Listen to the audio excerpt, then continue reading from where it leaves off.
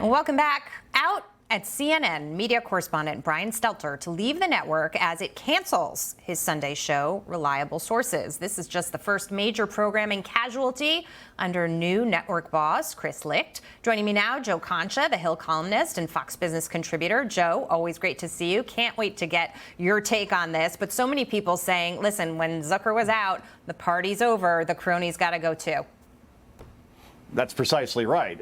Brian Stelter served at the pleasure of the CNN president. He served as his personal hitman against a rival network, that rival network being Fox News or Fox Business. And look, Stelter sealed his own fate, Jackie, when he decided, and this was the hubris to end all hubris, he decided to attack a very important person at Discovery.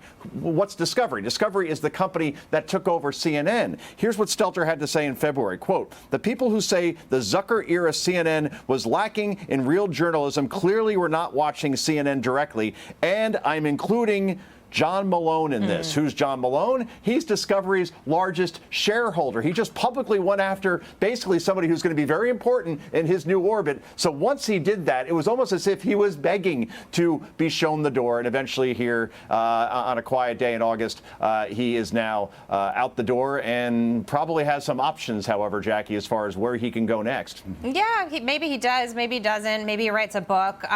You make a really good point there. It's never a smart idea to attack the new management. A CNN insider told Puck News this: Stelter emerged from the meeting looking ashen and refused to talk about the conversation with anyone. It's interesting because I'm sort of thinking of him walking out and kind of sulking out of the meeting. He took on some very, very hardline positions on CNN when it came to their viewpoint.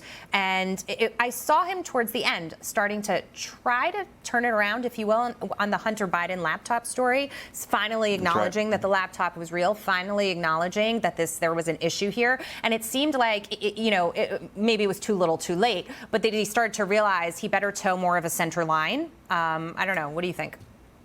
I think a lot of people in this business that think they're untouchable, think they're indispensable to a network. And then you learn quickly that almost no one is completely indispensable, particularly when management can't trust you anymore, right? That you may be leaking out bad things about new management to allies in the media. And the irony here, Jackie, is that as a media reporter, as a media analyst, you're supposed to call out media bias where it exists and where media activists exist. And instead, Brian Stelter did more to hurt the image of this industry than most other people you could think of. I mean, his program, his newsletter existed almost solely to serve as opposition research to this network. If you want to call, CNN and Fox rivals, considering that Fox News triples CNN at this point. So, look, I would imagine he's off now, Jackie, to maybe MSNBC. Media Matters would be a tremendous fit for him.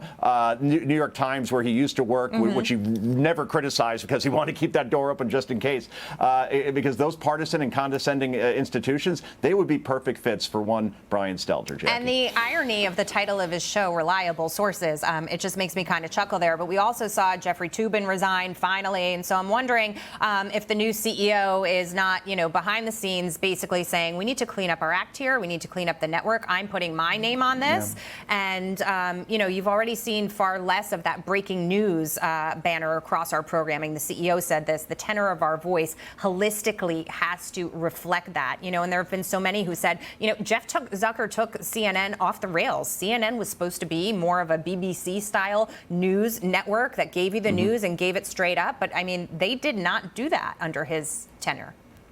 Yeah, Jackie, I mean, CNN used to be the spare tire that whenever there's breaking news, particularly international news, particularly from war fronts, you went to that spare tire like clockwork, reflexively for both Gulf Wars. The Bernard Shaw days, great journalist, worked at CNN. It was one of the reasons, quite frankly, I got into this business because I was so inspired by the little guy doing as well as they did. And then once Zucker took over, it just became so cheesy, so condescending, where the anchors and the hosts made themselves the story so they could get the clicks and go viral, and they didn't realize what they were doing to their integrity at this point. But the Jeffrey Toobin, his ouster, it didn't surprise me that much. He probably wants to get to know himself a little bit better as well. That's what I heard anyway. Maybe. I mean, I think it was a long time coming. Joe, always great to see you. You're so fired up today. Thank you, Jackie. Off vacation, I'm rested. Showing us. Have a good one. All right. Thank you. Bye.